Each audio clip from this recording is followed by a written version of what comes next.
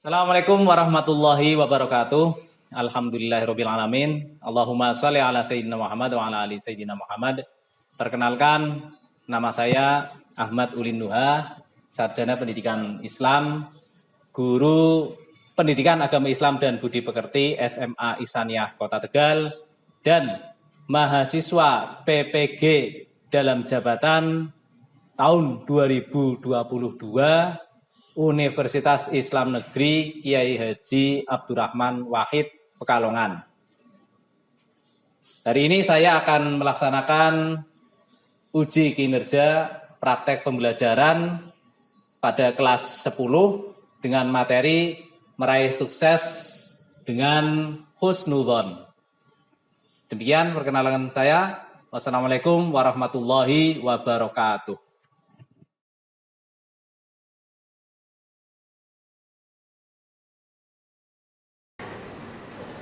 Assalamualaikum.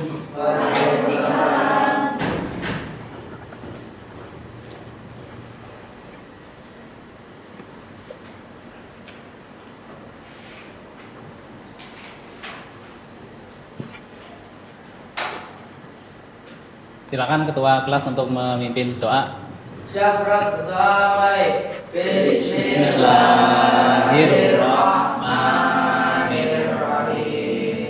Raditu billahi rabban wa bil islami dinan wa bi Muhammadin nabiyya wa rasulah. Rabbi zidni ilma warzuqni fahma. Amin ya rabbal alamin. Memberi salam. Assalamualaikum warahmatullahi wabarakatuh. Waalaikumsalam warahmatullahi wabarakatuh. Alhamdulillahirabbil alamin. Mudah-mudahan dengan diawali doa, kegiatan belajar pada pagi hari ini berjalan dengan baik, lancar, tanpa satu halangan apapun. Bagaimana kabar hari ini? Alhamdulillah. Sehat semua? Sehat, Pak. Alhamdulillah. Siap untuk menerima pelajaran? Siap. Oke. Sudah sarapan semua ya? Sudah, alhamdulillah. Oke, mudah-mudahan dengan modal kesiapan, ya, kesehatan, jasmani rohani, itu juga nanti akan mendukung kegiatan belajar pada hari ini. Baik, anak-anakku sekalian, saya absen terlebih dahulu.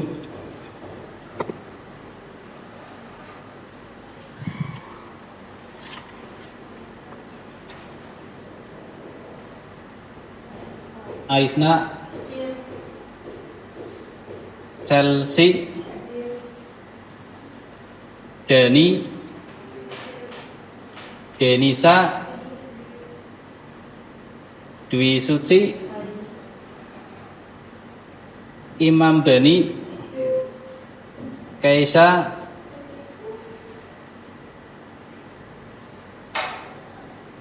Messi, Muhammad Fadil, Nabil Nazarudin, Nabila, Angga, Putri Anggun, Putri Mentari, Ronald Adi, Safinah, Syahwa. Baik, hadir semua ya. Alhamdulillah, pada kesempatan pagi hari ini, kegiatan pelajaran hari ini, semuanya bisa hadir semua mengikuti pelajaran, mudah-mudahan bisa diikuti dengan baik. Baik, selanjutnya untuk materi pelajaran pagi hari ini, kita masuk ke bab baru dengan judul Semangat Menuntut Ilmu atau Semangat Mencari Ilmu dan Indahnya Berbagi Ilmu Pengetahuan. Akan tetapi sebelum kita bahas lebih jauh, saya bahas lebih jauh, untuk mengawali kegiatan di pagi hari ini, saya akan menayangkan sebuah video, ya, menayangkan sebuah video. Nanti dari video yang saya tayangkan itu kalian menyimak dengan mempersiapkan alat tulis, buku dan ballpoint.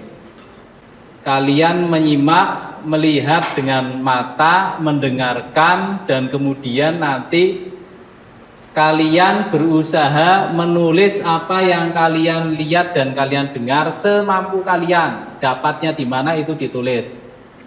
Ya, dapatnya kalimat apa yang kalian lihat, kalian dengar, ya, kalian tulis secukupnya. Ya, tidak harus ditulis semuanya. Ambil di awal boleh, di tengah boleh, atau mungkin mau ambil di awal, di tengah, di akhir. Yang penting ada keterangan satu kalimat, kalian tulis. Begitu ya? Siap ya? Siap. Oke, silakan disiapkan. Kalian mempersiapkan alat tulis, saya mempersiapkan peralatan, perlengkapan.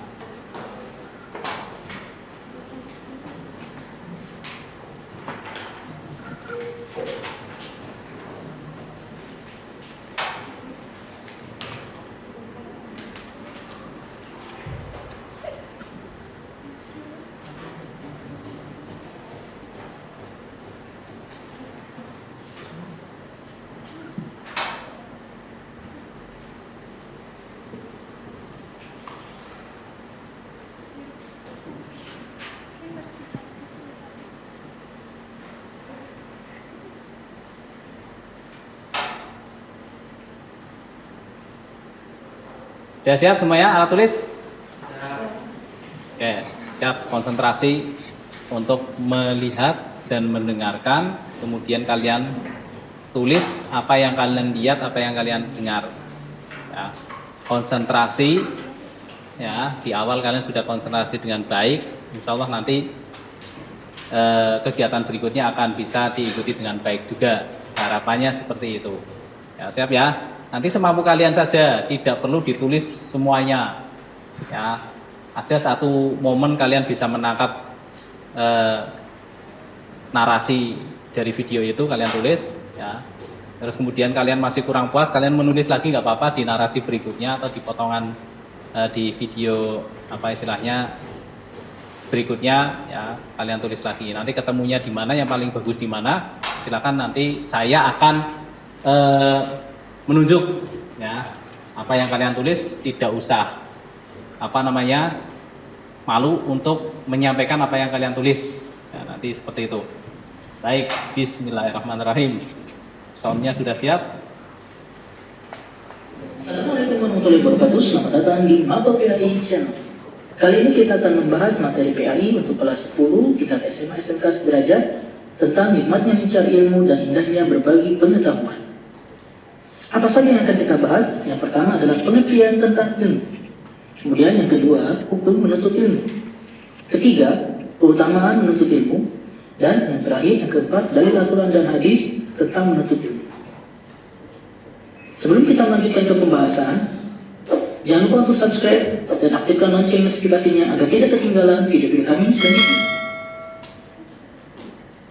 Baik, kita masuk ke pembahasan yang pertama tentang pengertian menuntut ilmu. Apa itu ilmu? Ilmu dalam Kamus Besar Bahasa Indonesia memiliki arti yaitu pengetahuan tentang sesuatu bidang yang disusun secara bersistem menurut metode tertentu yang dapat digunakan untuk menerangkan gejala tertentu di bidang pengetahuan tersebut. Sedangkan ilmu dalam bahasa Arab diambil dari kata alima ya'lamu ilman. Artinya mengerti, memahami dengan benar-benar. Sedangkan pengertian ilmu dalam istilah Islam yaitu segala pengetahuan atau kebenaran tentang sesuatu yang datangnya dari Allah, yang diturunkan kepada Rasul-Rasulnya dan alam ciptaannya termasuk manusia yang memiliki aspek lahiriah dan batiniah. Pembahasan yang kedua, hukum menuntut ilmu. Hukum dalam menuntut ilmu terbagi menjadi dua bagian. Yang pertama, fardhu ain. Apa itu fardhu ain? Yaitu ilmu yang wajib dipelajari setiap individu, baik muslim laki-laki maupun perempuan, tanpa terkecuali dan tidak dapat diwakilkan. Misalnya seperti ilmu untuk mengenal Allah, ilmu mempelajari tentang ibadah-ibadah kepada Allah seperti sholat, puasa, dan lain sebagainya. Kemudian hukum yang kedua adalah fardu kifayah, yaitu ilmu yang wajib dipelajari minimal oleh satu orang dalam suatu wilayah, sehingga kewajiban bagi orang lain menjadi gugur bila sudah ada orang yang mempelajari ilmu tersebut. Contohnya seperti ilmu kedokteran, ilmu perindustrian, dan lain sebagainya. Pembahasan yang ketiga tentang keutamaan orang yang menuntut ilmu.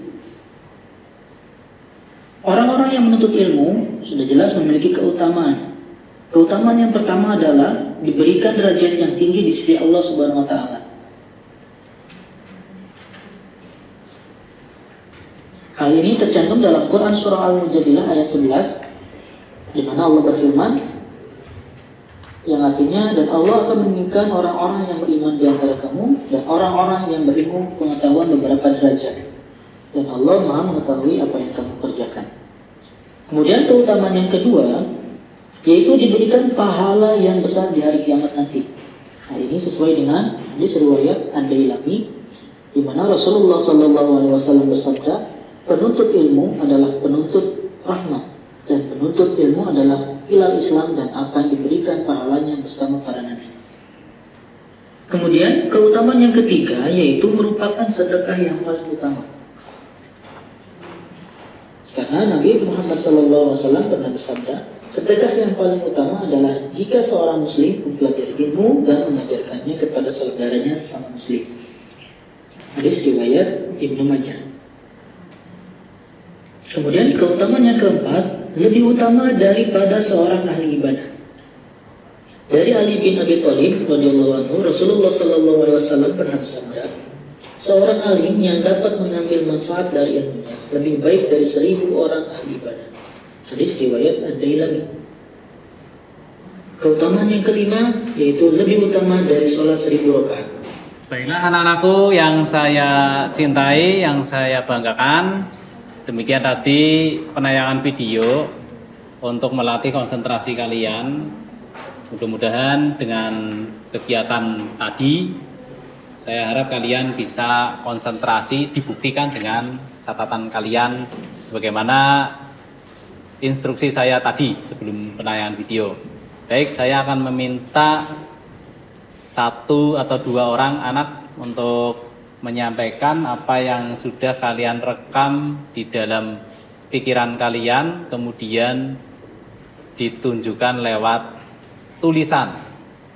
Ya, saya akan meminta tolong ke apa ini ya, Kesa. Ya, silakan Kesa, sampaikan apa yang sudah tadi kamu tulis dari penayangan video tadi, yang bisa kamu tangkap tulisan terbaik kamu. Mungkin kamu nulis lebih banyak ya, tapi ambil salah satu aja yang terbaik. Silakan, Kesa. Ilmu yang pertama, ilmu yang wajib dipelajari setiap individu muslim atau muslimah, akan terkecuali dan tidak dapat diwakilkan. Baik, terima kasih. Berikan aplausnya.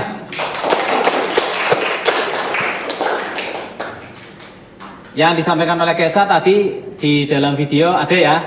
Iya, ada. Kemudian berikutnya satu lagi,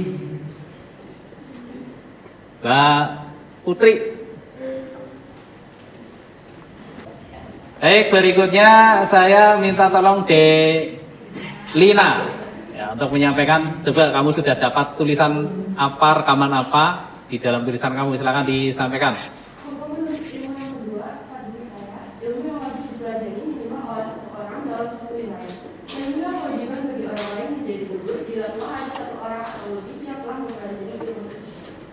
Baik, terima kasih. Berikan aplaus. Ya. Baik, ya demikian tadi saya ambil contoh ya teman kalian. Saya kira nanti kalian yang lain juga nanti tulisan itu disimpan dengan baik ya. Diberikan judul sesuai dengan instruksi saya tadi, merekam tayangan video. Ya. Baik. Kemudian selanjutnya kebetulan ini 2 anak ini sama ya. Yang pertama sama-sama merekam di hukum menuntut ilmu. Yang pertama fardu ain, yang kedua fardu kifayah. Fardu ain itu hukumnya wajib ain atau wajib perorangan. Ya, artinya setiap orang itu wajib menuntut ilmu tanpa terkecuali. Nah, sedangkan yang disebutkan oleh Delina tadi adalah fardu kifayah. Fardu kifayah itu apabila ada di dalam satu wilayah, satu lingkungan, satu kota, satu daerah, itu sudah ada satu orang yang menuntut ilmu tertentu, ya, maka yang lain gugur kewajiban atau terhindar dari dosa karena tidak menuntut ilmu. Sudah diwakilkan, ya, sudah ada wakilnya. Baik, berikutnya berhubung ini membahas tentang, sedikit saya mengingatkan fardu kifayah. Ada satu lagi yang hukumnya fardu kifayah, ya.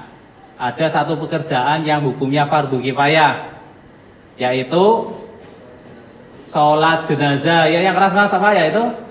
Sholat jenazah atau mengurus jenazah. Ya. Mengurus jenazah itu ya mulai dari memandikan, mengkafani, menyolati dan menguburkan atau mengantarkan ke kubur, ya, itu hukumnya fardu kifayah. Fardu kifayah sekali lagi satu desa, satu RT atau satu RW, satu desa lah minimal, satu kelurahan ada orang meninggal kemudian tidak ada yang mau ngurusi, maka satu desa itu terkena dosa semuanya, ya. Tapi kalau ada satu desa itu yang mau ngurusi, ya, ada satu orang di satu desa itu mau ngurusi, maka kewajiban warga yang lain di desa itu gugur atau tidak terkena kewajiban untuk ikut ngurusi. Kalau ngurusi semuanya, berarti semuanya mendapat pahala. Baik, demikian tadi penayangan mengenai gambaran awal mengenai menuntut ilmu. Selanjutnya di sini saya sampaikan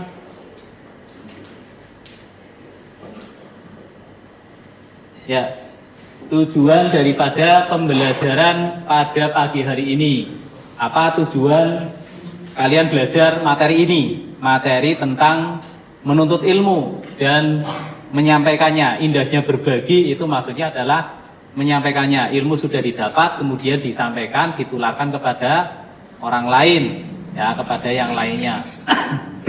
Tujuan pembelajaran pada pagi hari ini, pada materi ini, yang pertama meyakini.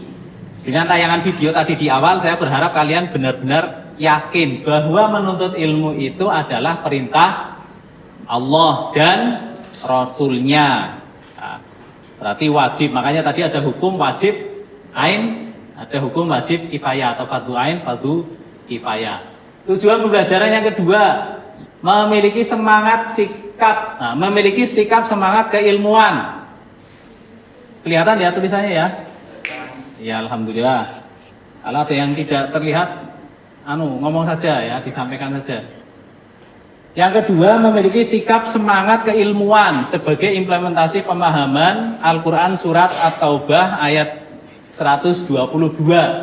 Surat At-Taubah surat ke-9 ayat 122. Dan hadis terkait, ya, ada sikap semangat keilmuan. Kemudian di situ disebutkan Al-Quran surat At-Taubah ayat 122. Maka pada pembahasan materi pada pagi hari ini, ya, tidak akan terlepas dari yang namanya dalil. Ya, dalil yang kita pakai itu pada kali ini adalah Al-Quran surat At-Taubah ayat 122 dan hadis terkait. Sebenarnya dalil tentang menuntut ilmu itu tidak hanya satu ini saja, ya, satu ini saja. Ini sebagai apa istilahnya rujukan sesuai apa yang disampaikan oleh Kementerian Agama atau Kementerian Pendidikan, ya, untuk mengambil satu dalil ini. Dalilnya diingat-ingat, dalilnya itu ada lebih dari satu, ya. Jadi bukan hanya terpancang dalilnya cuma satu, itu enggak, lebih dari satu. Nah, ini yang diambil, yang kita ambil, yang kita kutip dari Al-Quran itu Al-Quran surat At-Taubah ayat 122 dan hadis terkait. Ya, tujuannya supaya kalian dengan adanya dalil ini juga kalian akan terbiasa membaca Al-Quran. di dalam rumah minimal 2 kali ba'da maghrib dan ba'da subuh, ya, supaya mendapatkan pahala, supaya organ-organ tubuh ini menjadi sehat jasmani dan rohaninya. Baik, tujuan yang ketiga, menganalisis semangat menuntut ilmu, menerapkannya dan menyampaikannya kepada sesama manusia. Nanti dianalisis semangatnya itu seperti apa, cara menerapkannya bagaimana mempraktekkan ilmu yang sudah saya dapatkan, bagaimana semangat itu tidak luntur, semangat menuntut ilmu itu terus ada walaupun kalian sudah lulus, ya, walaupun kalian sudah lulus sekolah, sudah tidak sekolah, bekerja, ya, kalian tetap punya kewajiban menuntut ilmu dengan cara yang berbeda tentunya. Kemudian yang keempat terakhir itu menyajikan kaitan antara kewajiban menuntut ilmu dengan kewajiban membela agama sesuai perintah Al-Quran surat At-Taubah ayat 122 dan hadis terkait. Menyajikan kaitan antara kewajiban menuntut ilmu dan kewajiban membela agama. Nah, jadi kenapa ada kalimat itu? Sekarang itu ada orang-orang yang mengatasnamakan agama, membela agama, ya, tetapi caranya itu tidak mencerminkan akhlak Rasulullah, ya, dengan cara arogan, dengan cara yang tidak sama dengan saya, yang tidak sepaham dengan saya, maka dia masuk neraka, maka dia kafir. Itu yang tidak boleh seperti itu, ya, tidak dibenarkan oleh agama, tidak dibenarkan oleh Allah dan Rasulnya, tidak sesuai dengan ajaran agama Islam. Nah, ini perlunya menuntut ilmu supaya tidak mudah terbawa oleh paham-paham atau aliran-aliran yang, ya, mengatasnamakan agama tetapi caranya dengan kekerasan, ya, anarkis atau arogan, ya, atas namanya agama, bahkan sampai kamu masuk neraka kalau tidak sesuai dengan paham saya, kamu kafir berarti kalau tidak itu salah. Ya, hati-hati, ya, ini bekal kalian nanti ketika bermasyarakat.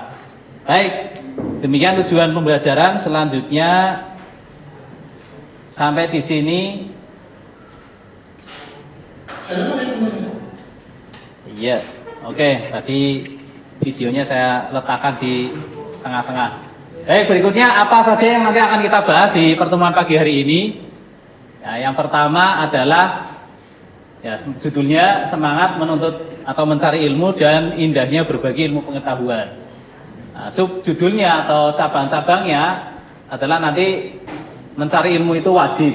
Nah, tadi di awal saya sudah memberikan tayangan, ya, di situ ada hukum menuntut ilmu, ya, hukumnya wajib. Ada wajib ain, wajib kifayah. Berikutnya yaitu cabang-cabang ilmu. Nanti kita akan membahas tentang cabang-cabang ilmu.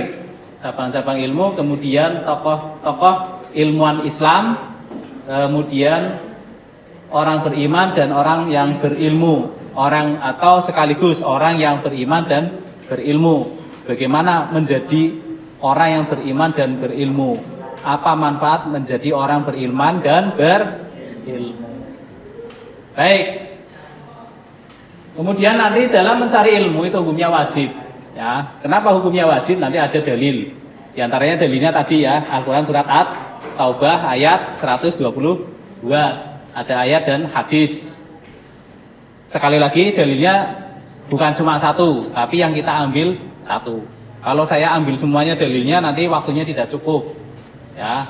Nanti kalian juga mengerjakan evaluasinya, tesnya juga nanti soalnya terlalu banyak, karena semakin banyak bahan materinya tentu saja nanti yang diteskan, yang diujikan nanti juga akan semakin banyak. Ini diambil yang tertentu saja, dalil tertentu saja. Kemudian cabang-cabang ilmu. Apa saja cabang-cabang ilmu pengetahuan? Di antaranya yaitu ada ilmu tauhid, ilmu fikih, ilmu hadis dan ilmu tasawuf. Ya. Kemudian tokoh-tokoh ilmuwan Islam, ada Imam Ghazali atau Al-Ghazali, Ibnu Rus, Ibnu Sina, Al-Battani, Ibnu Khaldun, Imam Malik, Imam Syafi'i, Imam Ahmad, Ibnu Hanbal atau yang sering kita sebut dengan Imam Hambali, Hanafi, Maliki, Syafi'i, Hambali. Ya, nanti dibahas sedikit. Ya, tapi yang terpenting tadi di awal saya sudah memberikan tayangan video ya yang bisa merekam, nanti bisa dijadikan bahan untuk belajar juga. Baik. Selanjutnya. Nah, ini ayat Al-Qur'an dan hadis. Nah, di dalam ayat Al-Qur'an atau hadis ya, Al-Qur'an yang kita ambil adalah Al-Qur'an surat Al-Alaq. Nah, At-Taubahnya mana, Pak? At-Taubahnya ini At-Taubah ayat 122. Ini saya tunjukkan untuk menunjukkan bahwa dalil mencari ilmu itu bukan hanya satu. Dan di dalam Al-Quran itu dalilnya itu tidak sesuai dengan kalimat menuntut ilmu, itu tidak seperti itu. Karena Al-Quran itu bahasanya mujmal, global, ya, masih butuh penafsiran atau pemahaman lebih mendalam. Di dalam Al-Quran seperti itu. Nah, maka yang diambil di sini adalah Al-Quran. Saya tampilkan yang Al-Quran surat At-Taubah ayat 122. Coba dibaca bersama-sama secara tartil, tidak usah ngebut, pelan tapi tartil, fasih ya. Coba yuk dari ta'awud basmalah, silakan.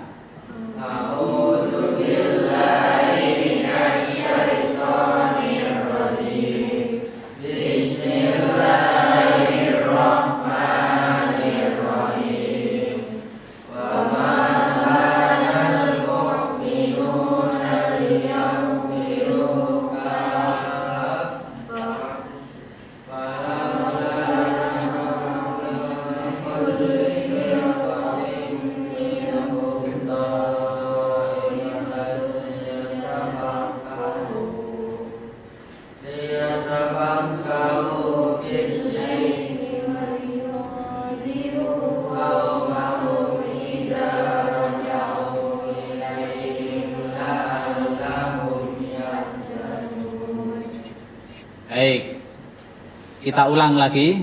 Kalian ikuti saya, ya.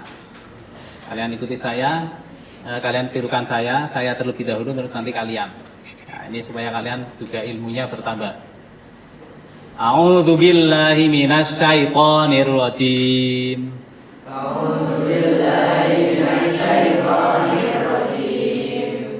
Bismillahirrahmanirrahim.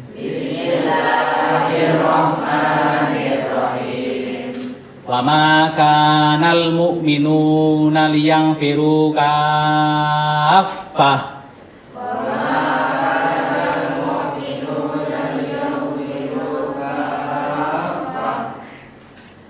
Falaula nafara min kulli firqatin minhum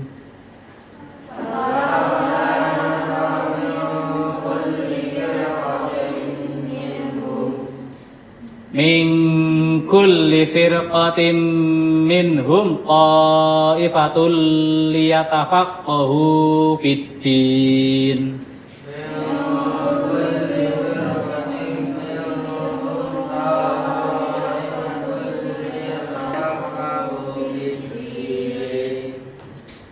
Liyatafaqahu fid-din waliyunziru qaumahum idza raja'u ilaihim.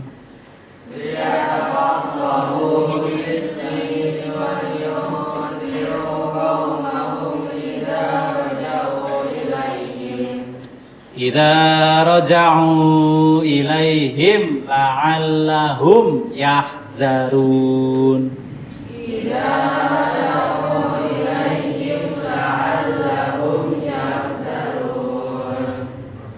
Sekarang dibaca artinya bersama-sama. 1, 2, 3.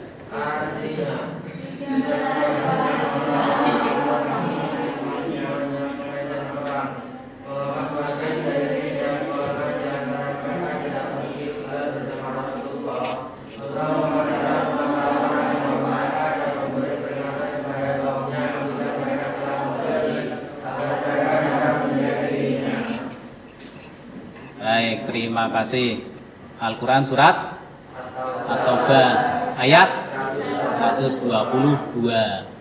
Ya, dalil menuntut ilmu. Ya, dari artinya saja sudah kelihatan. Tidak sepatutnya orang-orang mukmin pergi semuanya ke medan perang. Ya, tidak semuanya orang pergi bekerja, pergi ya perang.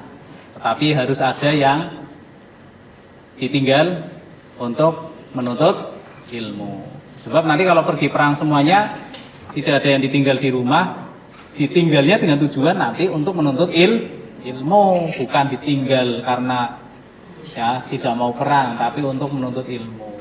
Sehingga barangkali mengalami kekalahan, barangkali ada yang syuhada meninggal di medan perang, maka ada orang yang bisa meneruskan ilmu, menyebarkan ilmu, karena ada yang ditinggal untuk tetap mencari ilmu.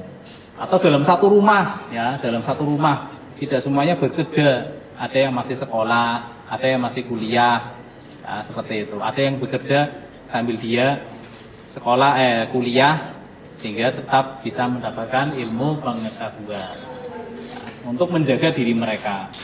Baik, dalil berikutnya itu adalah Al-Quran surat Al-Alaq ayat 1-5. Coba surat Al-Alaq ayat 1-5 ini adalah surat yang diturunkan apa? Yang keras. Surat yang diturunkan pertama kali, atau wahyu yang pertama diturunkan. Di mana? Ayo yang keras. Di mana? Di mana? Gua Hiro. Ya. Pada saat Rasulullah berada di dalam Gua Hiro mendapatkan wahyu yang pertama berupa Al-Quran surat Al-Alaq ayat 1-5. Dibaca bersama-sama. Silakan ta'awud. A'udzu billahi minasy syaithanir rajim. Bismillahirrahmanirrahim. Iqra bismi rabbikal ladzi khalaq. Khalaqal insana min 'alaq. Iqra wa rabbukal akram. Alladzi 'allama bil qalam.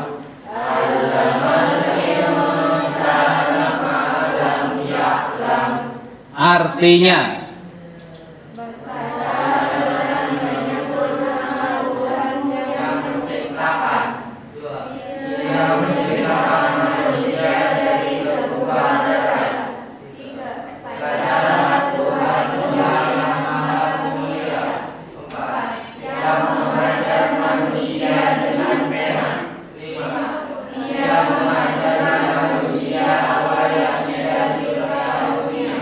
baik, terima kasih. Tepuk tangan untuk kita semuanya.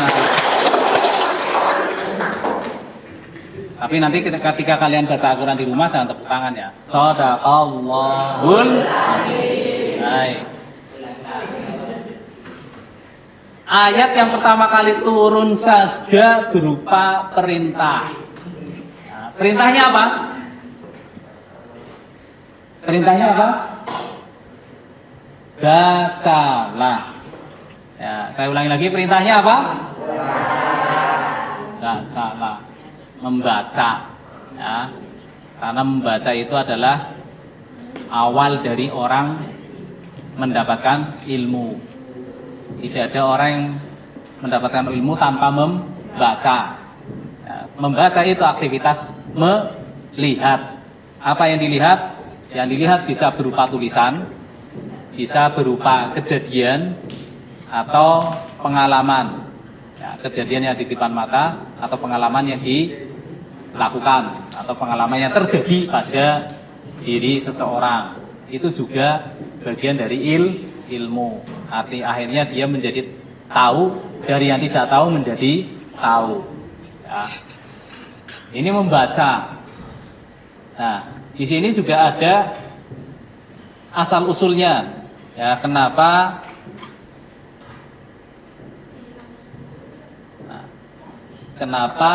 yang diturunkan itu adalah Iqra, membaca, ya. Supaya Rasulullah diturunkan di kota Mekah, ya. Rasulullah lahir di kota Mekah, ya, berdakwah di Mekah, kemudian hijrah, kemudian ke Mekah lagi. Hijrahnya kemana? Madinah, kemudian ke kota Mekah kembali. Pada saat Rasulullah berada di kota Mekah, ya, lahir, kemudian tumbuh dewasa, kemudian menerima wahyu yang pertama kali membaca. Perintah membaca, perintah Iqra, ya, itu menjadi wahyu pertama atau perintah pertama, ya, yang Allah berikan kepada Rasulullah. Ya, jadi membaca. Ini harapannya dengan membaca ilmunya bertambah, ya, ilmu bertambah, iman bertambah, dan akhlak juga bertambah baik. Ya.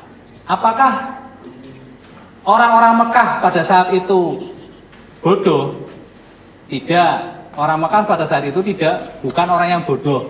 Mereka sudah mengenal yang namanya perdagangan ekspor impor. Bayangkan, teknologi belum secanggih sekarang, belum ada kendaraan bermesin, ya, tetapi orang-orang Mekah itu sudah bisa berdagang sampai ke luar negeri. Buktinya apa? Masih ingat kisah Rasulullah pada saat remaja diajak berdagang kemana? Ke negeri Syam, ya, berdagang ke negeri Syam, keluar kota Mekah, dan keluarnya itu jauh. Ya, mereka itu, orang-orang Mekah itu adalah orang-orang yang pinter. Tapi kenapa kemudian disebut jahiliyah? Yang dimaksud jahiliyah, bodoh, jahlun, itu bodoh akan tata krama, ya, minimnya tata krama, ya, maka akhlak itu di atas ilmu. Kenapa akhlak di atas ilmu? Karena kalau ukurannya adalah ilmu, maka ada makhluk Allah selain manusia yang punya ilmu lebih tinggi, lebih pinter, ya, sebelum manusia diciptakan. Siapa makhluk itu? Makhluk itu adalah iblis, ya. Tetapi karena iblis itu tidak punya perilaku, tidak punya tata krama, tidak punya akhlakul karimah, maka ilmunya iblis itu tidak ada gunanya. Ya, maka yang didahulukan, walaupun ini saya bercerita tentang ilmu pengetahuan, ya, tapi tentu saja ilmu pengetahuan yang menjadikan akhlak manusia semakin baik, semakin sopan santun, andap asor, ya. Jadi seperti itu. Jadi masyarakat Arab saat itu sudah pinter-pinter, tapi tidak punya etika, ya. Anak perempuan itu tidak boleh dibesarkan, bahkan sampai dibunuh, ya. Derajat wanita saat itu sangat rendah, tapi dengan hadirnya Islam, turunnya Islam, ya, disebarkannya agama Islam, ya, manusia semuanya menjadi derajat wanita terangkat, ya. Ini dihormati, bahkan lebih dihormati di atas laki-laki apalagi ketika perempuan itu menjadi seorang ibu. Baik, selanjutnya sampai di sini. Sebelum saya lanjutkan, nah, nanti kalian seperti biasa, ya, minta tolong membentuk grup diskusi, ya, untuk kelompok-kelompok untuk berdiskusi apa yang didiskusikan, ya. Yang didiskusikan yang pertama adalah tadi kalian dari awal belum dicatat, silakan nanti dicatat. Yang didiskusikan yang pertama adalah tentunya hadis. Nah, ini hadisnya. Hadisnya itu sebenarnya juga bukan cuma itu saja, ya. Ada banyak hadis Rasulullah, sabda Rasulullah yang menyampaikan tentang pentingnya menuntut ilmu, kewajiban menuntut ilmu, ya. Ini jadi sekarang membentuk kelompok dulu, ya, tapi nanti sebelum berkelompok saya akan memberikan instruksi. Sebelum menata meja saya berikan instruksi dulu. Satu kelompok itu nanti 4 atau 5 orang. Sehingga minta tolong kalian berhitung dari angka 1 sampai 4. Ya, 1 sampai 4. Tidak apa-apa. Ya, berhitung dari sebelah kiri saya. Hitung mulai. Ayo Mas Fadel. Iya. Ulangi lagi. Berhitung mulai.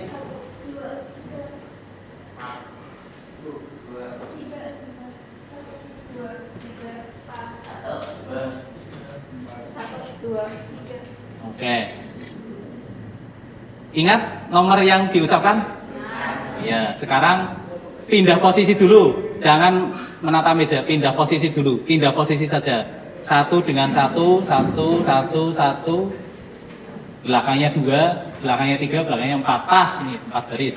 Silakan pindah posisi dulu. Nata mejanya nanti dulu. Silakan. 1 dengan 1, 2 dengan 2, 3 dengan 3, 4 dengan 4.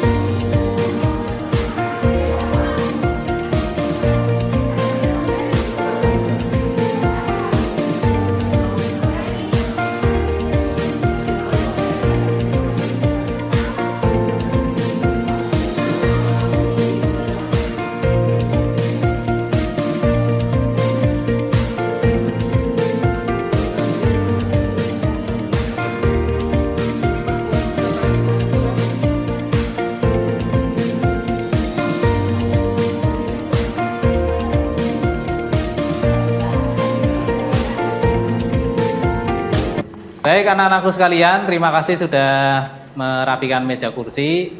Tugas berikutnya adalah kalian mempresentasikan hasil diskusi sesuai dengan perintah yang saya berikan tadi. Silakan untuk kali ini yang maju diskusi adalah dari kelompok 2. Silakan kelompok 2 mempersiapkan diri, kemudian maju semuanya ke depan untuk menyampaikan hasil diskusi kelompok 2. Ya, silakan maju ke depan kelompok 2.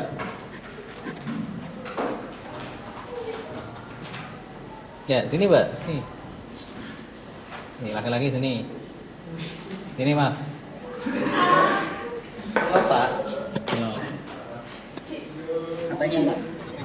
Assalamualaikum warahmatullahi wabarakatuh. Kami dari kelompok 2 akan menyampaikan hasil diskusi kami, yaitu manfaat orang berilman dan berilmu.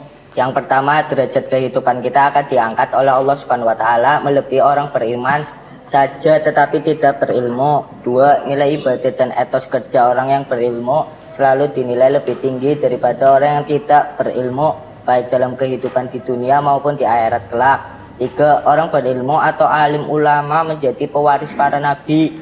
4, orang berilmu memiliki aset atau kekayaan berupa amal jariah, yaitu amal yang pahalanya terus mengalir. 5, orang yang berilmu akan menjadi tenaga-tenaga yang profesional. 6, orang berilmu akan dihormati di masyarakat. Demikian hasil diskusi kami dari kelompok 2. Terima kasih. Wassalamualaikum warahmatullahi wabarakatuh. Waalaikumsalam warahmatullahi wabarakatuh. Kita beri aplaus dulu. Baik, selanjutnya barangkali ada yang mau ditanyakan terkait dengan hasil presentasi tadi. Silakan yang mau bertanya angkat tangan terlebih dahulu. Saya Pak, Ya, silakan. apa ini banyak muda yang tidak mau menuntut ilmu? Ya, Izin silakan. menjawab pertanyaan Mbak Putri. Akibat dari ketika muda tapi tidak mau menuntut ilmu, maka akan terseok-seok dan berat di masa tua. Hal ini dikarenakan semakin tua seseorang, maka akan semakin mendekati dengan hari kematian. Padahal bekal untuk di akhirat tidak bisa didapat, melainkan dengan mempelajari ilmu agama dan kemudian mengamalkannya. Cukup? Jawabannya cukup? Oke, terima kasih. Berikan tepuk tangan. Baik, itu tadi pertanyaan dari Mbak Putri. Dijawab oleh Mbak Chelsea. Iya. Demikian jawabannya. Cepat, puas dengan jawabannya? Puas. Oke, terima kasih. Jadi seperti itu, ya. Masa muda tidak menuntut ilmu, maka tentunya pasti akan mendapatkan kerugian, ya, kerugian yang sangat besar. Ya, karena menuntut ilmu di masa kecil itu seperti orang mengukir di atas kayu. Ya, menuntut ilmu di masa dewasa, masa tua itu sebagaikan mengukir di atas air. Artinya apa? Air diukir ya pastinya tidak bisa. Kalau sudah tua ya bisa jadi ilmu pengetahuan ya agak susah, namanya bukan main karena memang otaknya juga sudah berbeda dengan orang yang masih kecil, yang masih muda.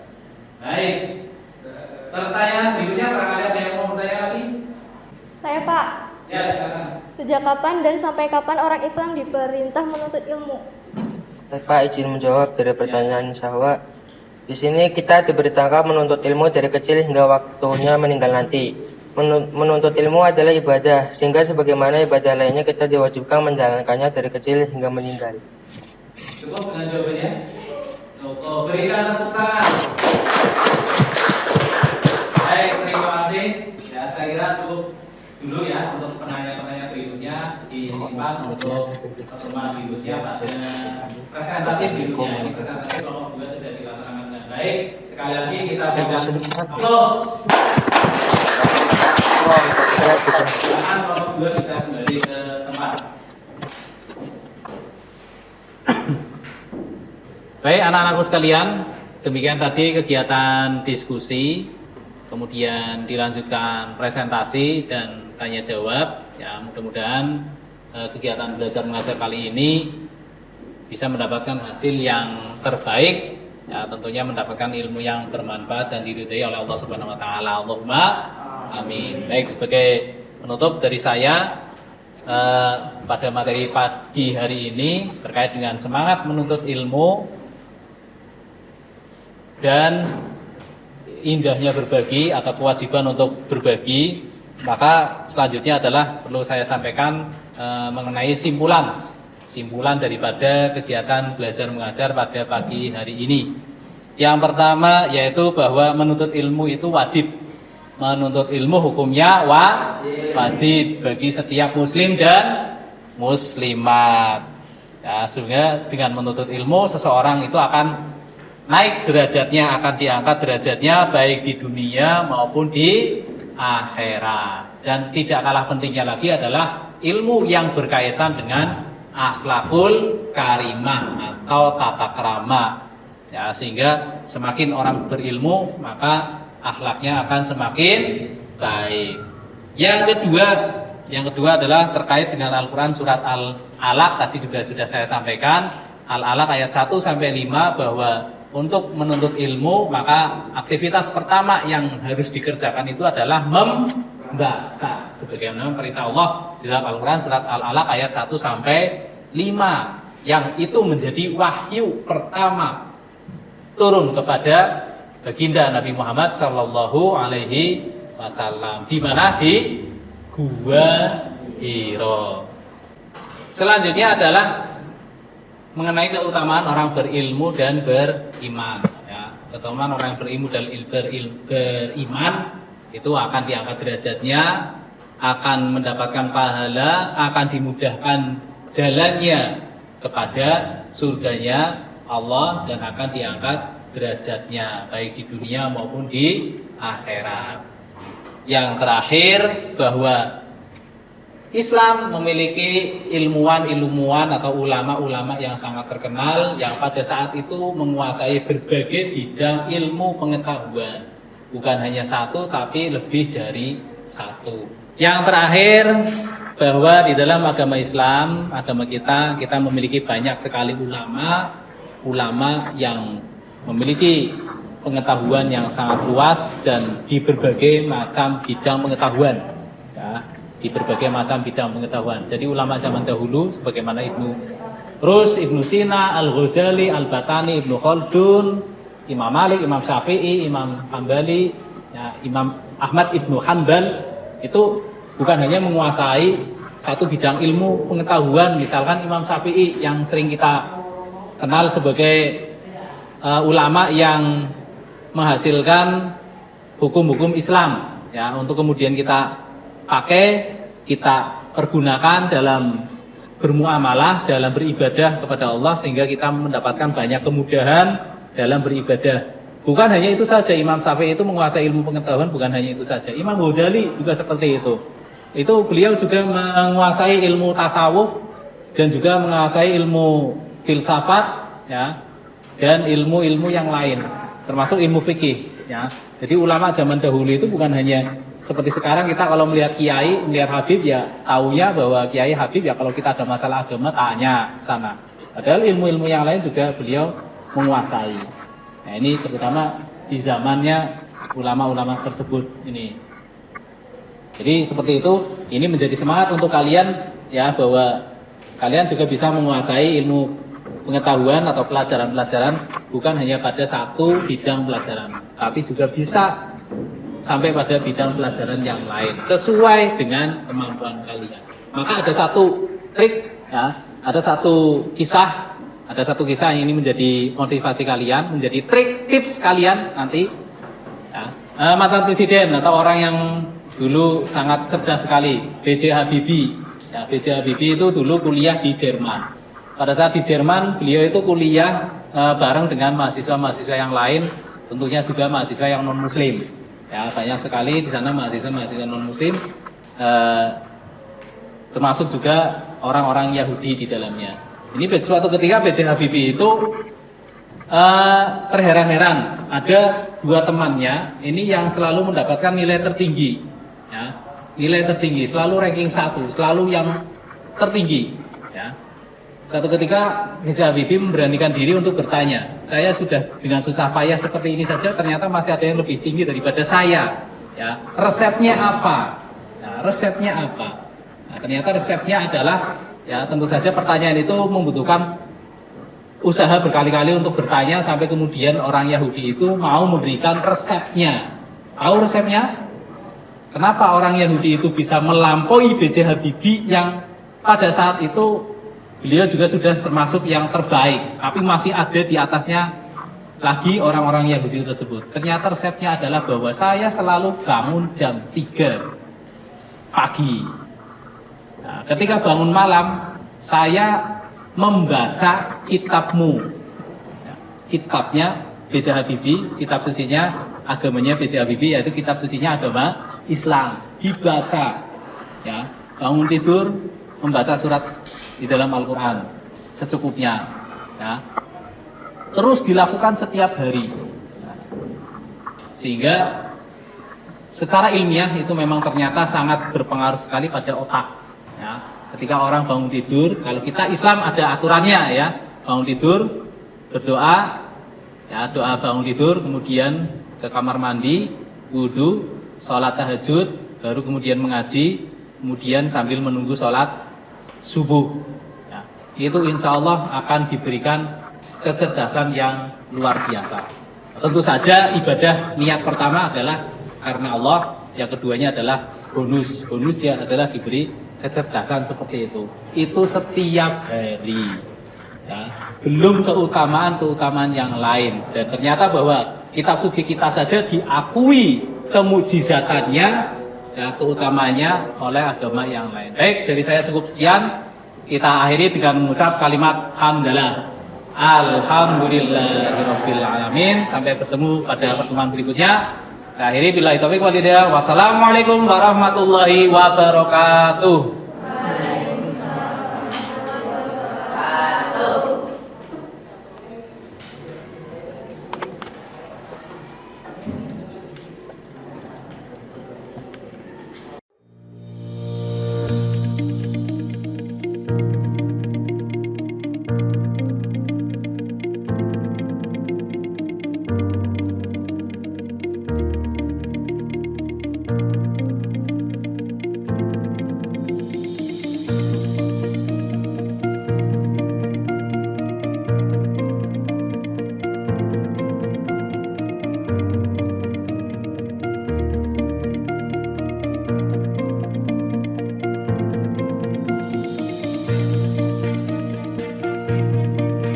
Assalamualaikum